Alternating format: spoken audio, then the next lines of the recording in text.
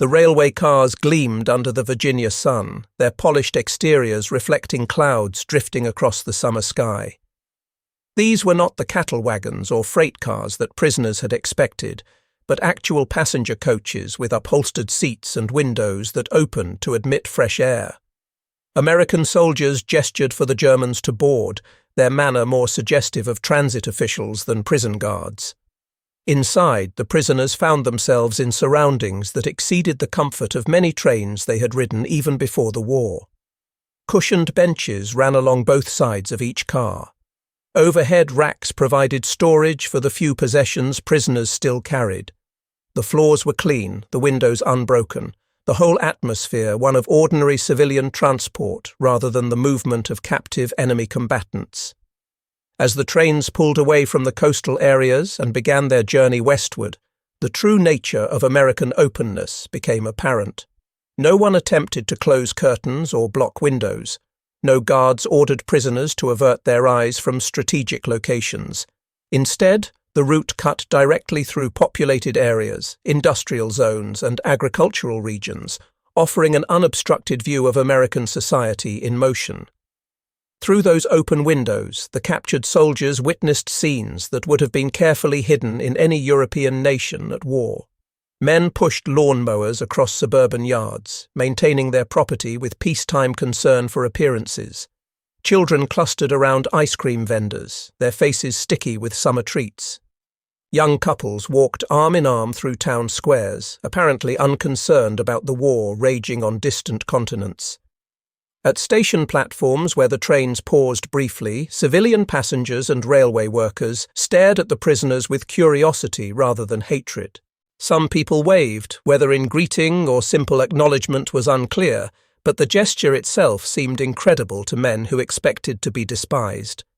The abundance visible from those railway carriages accumulated like a mathematical proof of American prosperity. Factories appeared at regular intervals, their smokestacks marking the landscape like industrial monuments. Unlike German plants that had been forced underground or heavily camouflaged against air raids, these American facilities sat openly, making no attempt to disguise their purpose or capacity. Automobile dealerships displayed rows of new vehicles, civilian cars and trucks that would have been impossible to see in Germany, where every resource had been commandeered for military purposes. The trains passed close enough to some assembly plants that prisoners could observe production in progress. Near Baltimore, the Glen Martin aircraft factory sprawled across acres of land, and through its massive windows, dozens of bomber aircraft in various stages of construction were clearly visible. The prisoners counted them, comparing what they saw in a single American plant to the monthly output of entire German factories. The numbers they tallied were profoundly discouraging for anyone still believing in German industrial supremacy. The sensory experiences of those train journeys imprinted themselves on memory with unusual clarity. The rhythmic clacking of wheels over rail joints provided a constant percussion beneath every other sound. The whistle's mournful call announced crossings and stations. Wind rushed through open windows, carrying the sense of farmland, factories, and small-town America. At stations where the trains stopped for coal or water, the smells grew more specific and more tantalizing. Coffee percolated in station diners, its rich aroma drifting into the railway cars where prisoners sat with empty stomachs. Hamburgers sizzled on griddles, their smell mixing with fried onions and fresh bread. These were not the sparse rations that German civilians had grown accustomed to, but meals that suggested abundance verging on waste. One incident that multiple prisoners later recounted involved watching a station porter bite into a large, bright red apple, chew thoughtfully for a moment, then casually toss the half-eaten fruit into a garbage bin. For men who had not seen such casual disposal of food in years, the gesture spoke volumes about relative plenty. In Germany, every scrap was precious, every crumb salvaged. Here, fresh fruit could be discarded without a second thought. The image of that apple arcing into the trash container became, for some prisoners, a more powerful symbol than any propaganda poster. It represented the gap between their nation's claims and American reality. The statistical evidence visible from the trains supported these individual observations. American railways in 1943 moved more than 2.5 million passengers daily, while simultaneously handling freight volumes that dwarfed European capacity. Coal production exceeded 600 million tons annually, double what the Reich could manage even before Allied bombing campaigns disrupted mining operations. The prisoners did not need access to official figures to understand the implications.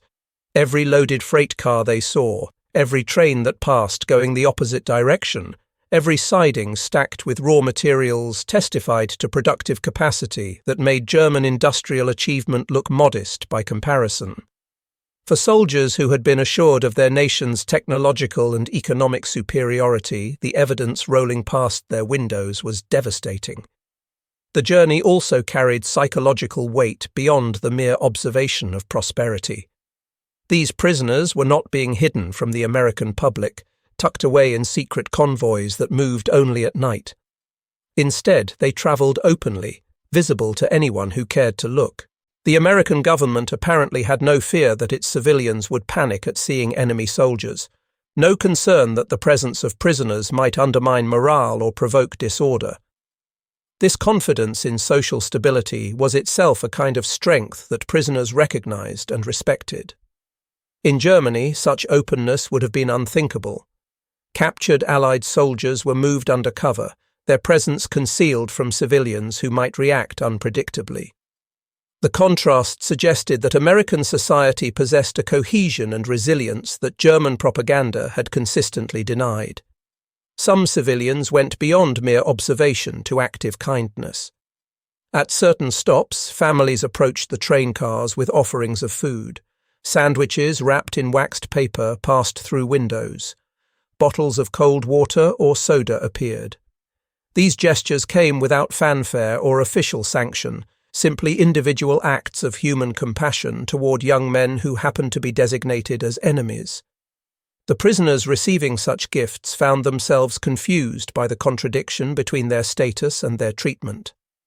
How could these people be the barbarous, materialistic monsters described in German newsreels? How could a nation supposedly weak and decadent produce such casual generosity toward those who had fought against its soldiers? Newspapers from that period occasionally mentioned the prisoner transports, brief notices that German POWs had been spotted at this station or that, usually including observations about their youth or their worn appearance. Some journalists noted the exhausted faces visible through train windows, the torn uniforms that spoke of hard fighting in North African deserts.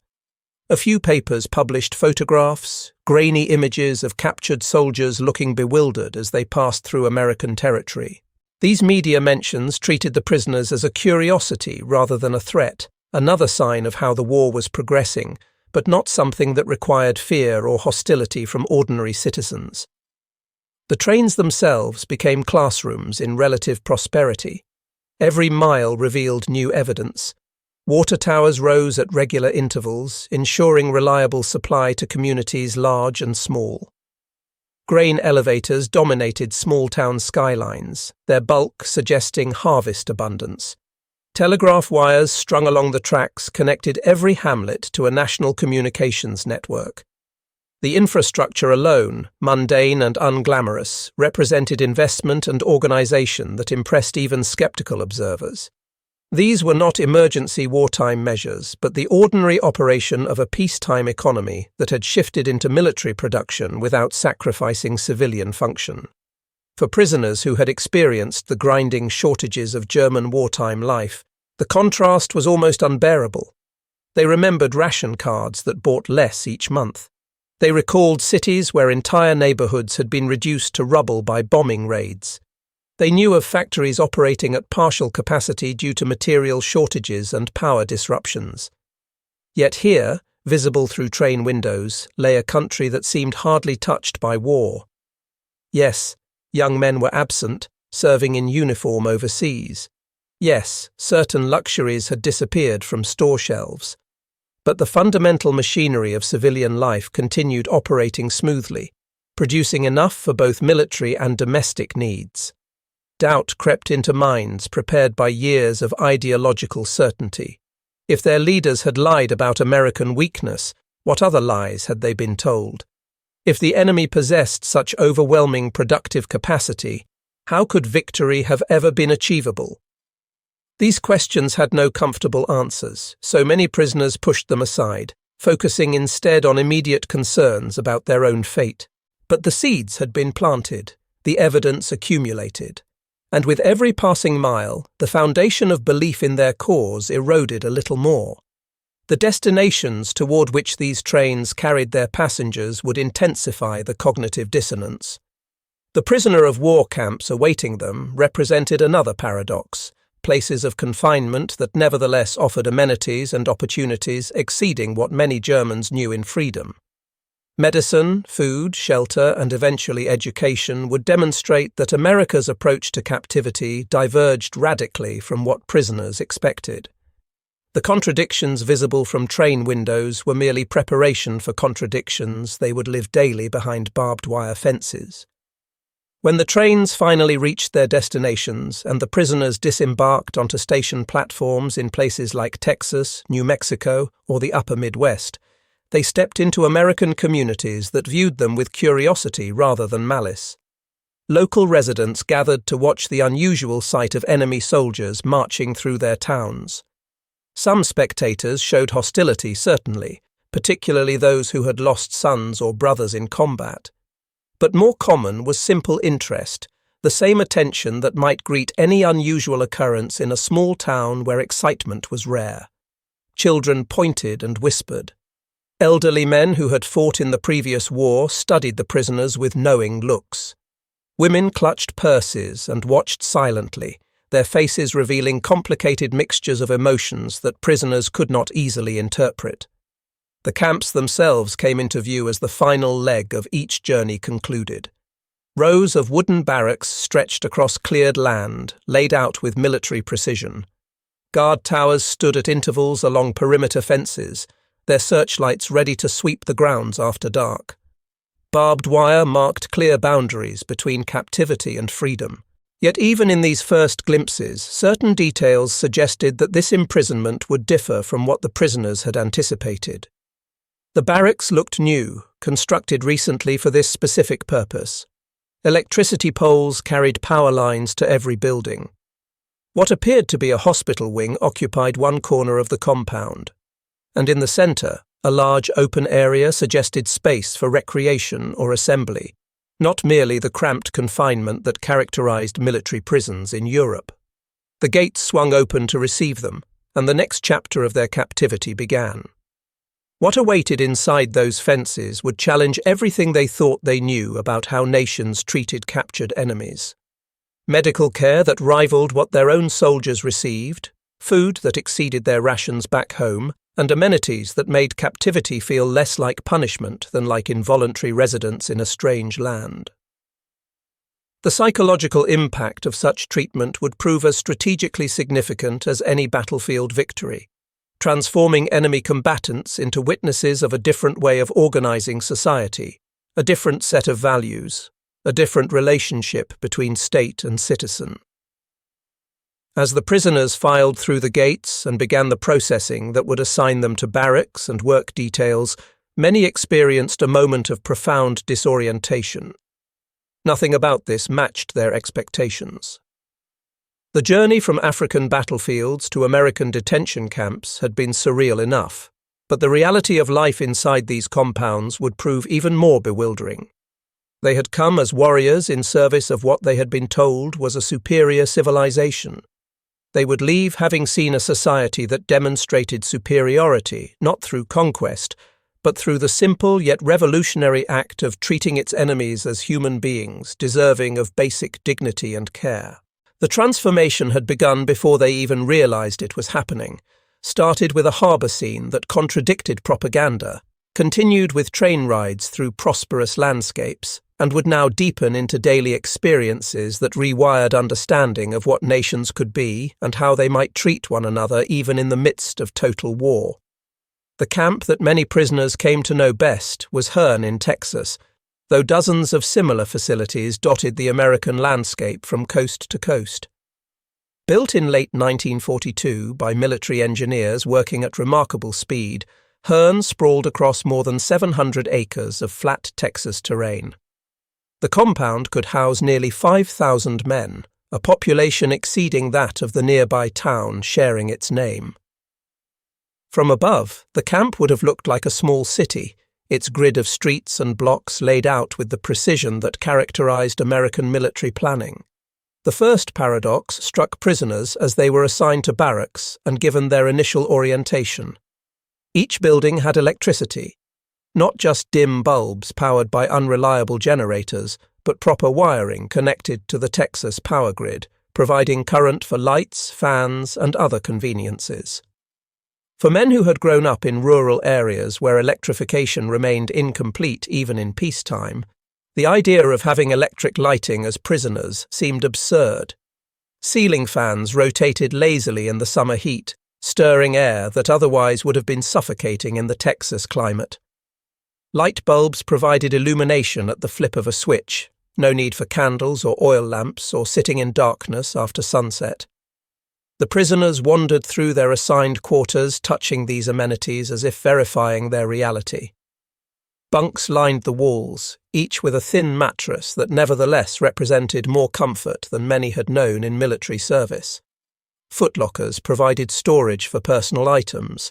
Windows had screens to keep out insects, a small detail that suggested attention to living conditions rather than mere warehousing of captives.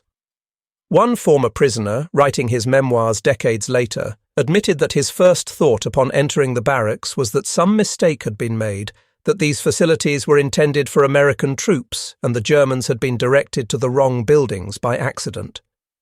Only when guards confirmed the assignments did he accept that this was indeed where enemy prisoners would live. The camp hospital reinforced the sense of surreal reversal.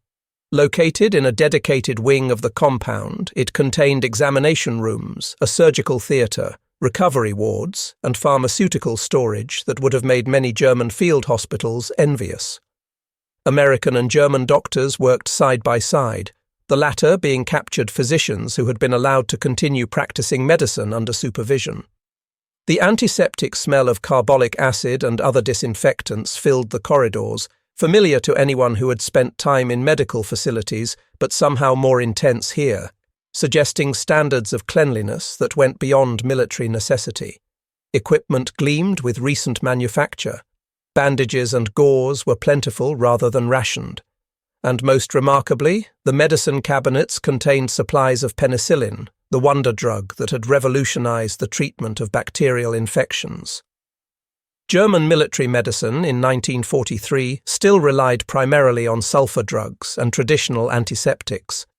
Penicillin production in the Reich remained minimal, constrained by limited fermentation capacity and competing resource demands. American pharmaceutical companies, by contrast, had scaled up production to levels that seemed almost magical to European observers. By 1944, American factories would produce tens of billions of units annually, enough to treat not only wounded American servicemen, but also, astoundingly, enemy prisoners who fell ill or required surgery. The first time a German soldier watched an American medic inject penicillin into a fellow prisoner suffering from an infected wound, the psychological impact was profound. They were using this precious medicine on us, on their enemies, as if we were their own men. The gesture spoke of resources so abundant that even adversaries could be treated with the best available care. Survival rates in the camp hospital exceeded 95%, matching or bettering the outcomes achieved in military hospitals treating American soldiers. German physicians who worked there found themselves in professional conversations with their American counterparts, discussing techniques and sharing knowledge as colleagues rather than as victor and vanquished. The collegial atmosphere surprised those who participated in it. No one mocked them for having lost battles or served the wrong cause. Instead, medical questions were discussed on their merits, patient care was approached collaboratively, and professional respect transcended political divides. One German doctor, reflecting on his time in the camp hospital, noted that he had never felt like a prisoner when wearing his white coat, only like a physician doing what physicians do regardless of nationality or political circumstance. But perhaps nothing spoke more clearly about American abundance than the food. Meals in the camp were served 3 times daily in mess halls that operated with the efficiency of civilian cafeterias. The caloric content of the rations averaged 3,400 calories per person per day, roughly double what civilians in Germany received and exceeding even what German soldiers at the front could expect. Breakfast might include eggs, bacon, toast, coffee and jam. Lunch offered meat, vegetables, bread and fruit. Dinner repeated the pattern with variations. The food was not gourmet cuisine, but it was plentiful, nutritious, and far better than what most prisoners had eaten in months or even years. Coffee deserves special mention because its abundance particularly struck men accustomed to substitutes made from roasted grain or chicory root. Real coffee, brewed from actual beans, served at every meal without limit. Sugar to sweeten it, cream to lighten it. Prisoners could drink as much as they wanted, a liberty that seemed almost decadent. The smell of fresh coffee became one of the defining sensory memories of camp life, drifting through barracks and across recreation areas, a constant reminder that they were being fed better as prisoners than many of their families were eating back home. Holiday meals elevated abundance into theatre. At Christmas in 1943, Camp Herne served a feast that prisoners would remember for the rest of their lives. Roasted turkey with savoury dressing, cranberry sauce providing sweet tart contrast, mashed potatoes swimming in gravy, buttered peas, fresh rolls, pumpkin pie for dessert, and cigars to finish the meal. Men ate until their stomachs ached, unable to process the contrast between this plenty and the deprivation they knew their relatives were experiencing. One officer wrote in his diary that night about the profound guilt he felt eating like a king while his family scrounged for every scrap. The cognitive dissonance was painful. How could the enemy treat them better than their own government treated German citizens? The camp also operated an internal economy that gave prisoners a measure of autonomy within their confinement. Each man received 80 cents per day in camp scrip, payment equivalent to what American privates earned as base pay. This artificial currency could be spent at the camp canteen, which stocked an array of items that would have been luxury goods in wartime Germany. Cigarettes, soap, writing paper, envelopes, pencils, harmonicas, playing cards, and other sundries lined the shelves. The ability to choose, to exercise preference, to make small decisions about how to spend their earnings gave prisoners a sense of agency that mere survival did not provide. The jingle of scrip changing hands, the casual conversations about what to buy, the complaints about prices or quality of goods, all of this mimicked normal economic life and created psychological distance from the reality of imprisonment. Sensory details accumulated into an overwhelming case against everything prisoners had been taught. The crack of wooden baseball bats echoed from recreation fields, where Americans had taught their captives the national pastime. The smell of roasted peanuts sold at the canteen mingled with tobacco smoke from cigarettes bought with earned scrip. The texture of freshly laundered uniforms, washed weekly by camp facilities, felt luxurious compared to the lice-infested tunics they had worn in North African campaigns. Even the sound of the place spoke of order and relative comfort rather than desperate containment. Guards' footsteps on gravel paths, the bell announcing mealtimes, voices raised in conversation or laughter rather than screams or commands, barked in anger. The scale of the American prisoner of war system was itself a kind of power demonstration. By 1945, more than 400 major camps operated across the continental United States, holding over 400,000 German prisoners in addition to smaller numbers of Italian and Japanese captives. The logistics of feeding, housing and managing this population represented a stunning achievement of organization and resource allocation. Camp Herne alone processed thousands of men through various work and education programs, maintained detailed records, ensured compliance with Geneva Convention requirements, and still operated smoothly enough that civilian observers often commented on its efficiency. Yet perhaps the single moment that crystallized the paradox most completely came on Christmas Eve, when local Texas families donated decorations for the camp's holiday celebration. A massive pine tree was erected in the main mess hall, its branches hung with ornaments and tinsel. American guards and German prisoners stood together singing carols, their voices blending in hymns that transcended national boundaries. Silent Night was particularly moving, sung in both English and German, with men from enemy nations harmonizing on a song about peace and divine blessing. One young soldier broke down crying during the carol, overwhelmed by the realization that his captors were honoring his culture's most sacred traditions, while his own leader back home offered nothing but continued war and sacrifice. This was the deepest cut to propaganda's hold on consciousness. The enemy was supposed to be godless, materialistic, culturally barren. Yet here they were celebrating Christian holidays with prisoners, respecting religious observances, providing chaplains for Lutheran and Catholic services. The contradiction could not be explained away or rationalized into conformity with what they had been told. Either the propaganda had been lies, or reality was somehow playing tricks, and the evidence of their senses insisted on reality's truth. Beyond the fences of camps like Herne, even stranger experiences awaited those prisoners who volunteered for work details. The opportunity to leave the compound during daylight hours, to labor in American fields and factories, to earn money and contribute to the society that held them captive, this represented yet another paradox layered upon all the others. When the call first went out for workers, many prisoners hesitated, suspicious of what such labor might entail. Would they be worked to death like slaves? Would they be punished for poor performance? Would civilian Americans treat them with the violence that guards had so far avoided? The reality proved entirely different.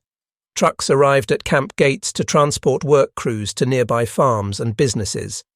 The prisoners rode in open truck beds, watching the Texas landscape roll past, feeling the wind in their faces like free men heading to their jobs. When they arrived at work sites, they found themselves greeted by farmers and foremen who seemed more concerned with getting tasks done than with punishing enemies. Instructions were given clearly and without hostility. Work proceeded at a reasonable pace, and when the day ended, the prisoners rode back to camp having earned wages and contributed labor that benefited the American war economy. The agricultural abundance they witnessed during these work details was staggering. Fields of cotton stretched to the horizon, the white bolls ready for harvest. Corn grew tall and thick, ears heavy with kernels. Wheat rippled golden in the wind. Peanut vines sprawled across acres of sandy soil. The scale dwarfed what most prisoners had ever seen on European farms. American agriculture operated on a mechanized, industrial basis that made traditional farming look primitive. Tractors pulled multi-row planters and harvesters. Combines cut and threshed grain in single passes. Irrigation systems drew water from wells to nourish crops during dry spells. The technology on display in American fields exceeded what was available to German farmers even before the war had disrupted everything. By 1944, nearly 200,000 German prisoners worked outside the camps regularly. In Texas alone, more than 20,000 helped with the cotton harvest, ensuring that millions of bales reached processing plants. In Iowa, prisoners picked corn by the ton. In Georgia, they gathered half the state's peanut crop.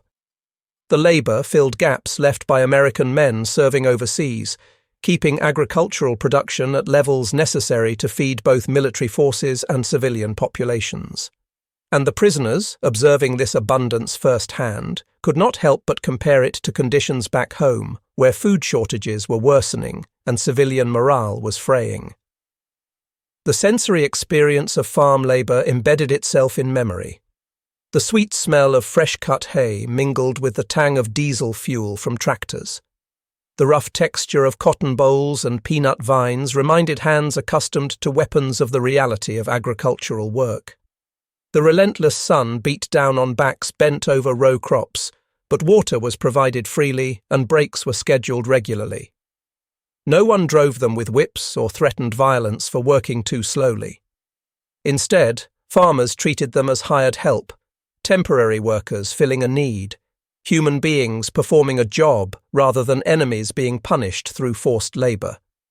Some farmers went beyond mere professional courtesy into actual kindness. Wives brought watermelons and sandwiches to the fields at midday, offering refreshment that exceeded any requirement or expectation. Jars of iced tea appeared on hot afternoons. A few farmers engaged prisoners in halting conversations, asking about their families or sharing stories about their own sons serving overseas. These human connections, brief and sometimes awkward, nevertheless carried weight. They contradicted the dehumanization that war required, reminded both sides that the men they faced were individuals with histories and hopes rather than mere representations of enemy nations. At the end of workdays, when prisoners rode back to camp in the beds of trucks, they often passed through small American towns. These glimpses of civilian life compounded the revelations of the fields. School children rode bicycles through quiet streets, their laughter ringing in the afternoon air. Neon signs flickered to life outside diners and drugstores, advertising ice cream and malted milk. Families pushed shopping carts through grocery stores visible through large plate glass windows, the shelves inside stocked with goods that would have been impossible to find in German cities. For the prisoners, these visions of normalcy in the midst of total war were almost painful to witness. Their own families were experiencing blackouts and bombing raids, rationing and privation. American families were apparently shopping for dinner and buying their children ice cream cones.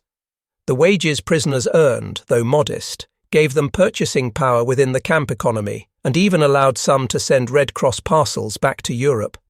In a bitter irony, men captured in war now fed their families better than some German soldiers still fighting could manage.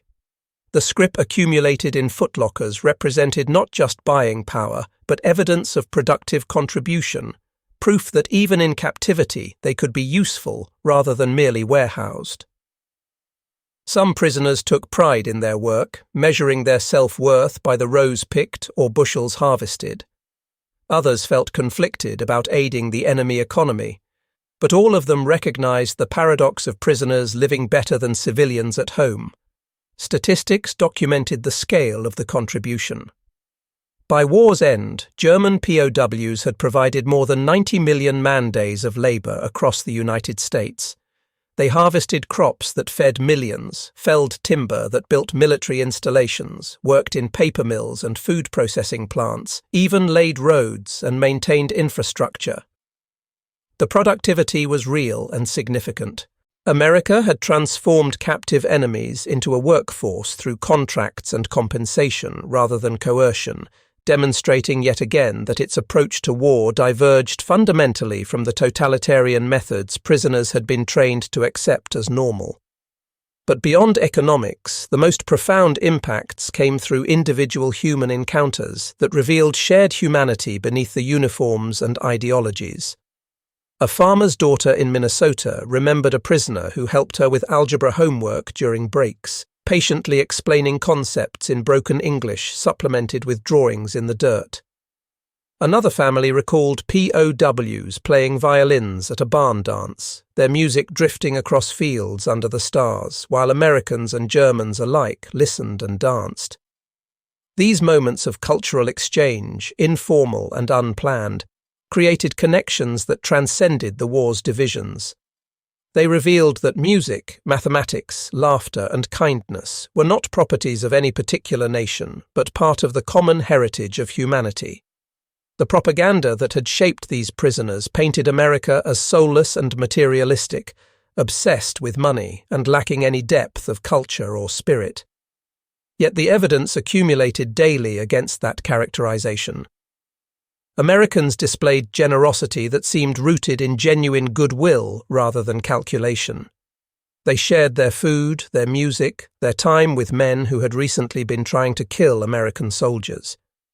This wasn't weakness or naivete, but strength of a kind that had no place in the ideology prisoners had been fed. It suggested that a society built on individual liberty and human dignity might actually generate more cohesion and resilience than one built on rigid hierarchy and racial theory. For the men who worked outside the camps, each day eroded certainty a little more. The leader they served had promised a 1,000-year empire built on German superiority. Here in Texas or Iowa or wherever their labor took them, they saw a different model. A society that fed both citizens and captives. Fields so productive they could export food while maintaining abundance at home. Technology that multiplied human labor rather than simply demanding more human suffering. And perhaps most subversive of all, ordinary kindness extended across enemy lines without expectation of return. The sensory memories of those work details would outlast the war itself. The clang of tractor engines starting in the pre-dawn darkness. The laughter of farm children playing in yards while their parents supervised harvest work. The smell of fresh bread baking in farmhouse kitchens, occasionally shared with hungry prisoners. These impressions accumulated into a counter-narrative, an alternative to everything they had been taught about how the world worked and how societies should be organized. Yet labor was only one dimension of the transformation occurring in camps across America. Another revolution was happening in the evenings and on days off, in classrooms and theaters that prisoners organized within the compounds. Education and culture would prove as powerful as any other factor in reshaping worldviews and preparing men for a different future than the one they had expected when they first went to war.